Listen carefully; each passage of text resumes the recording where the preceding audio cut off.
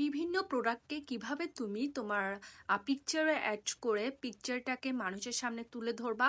আমাকে অনেকেই আস্ক করেছো তারমিন আপু কিভাবে কি করব। প্রথমত ইমোজিগুলো হচ্ছে তোমরা গুগলে সার্চ করে পাবা, ওখান থেকে তোমরা ডাউনলোড করে নিবা।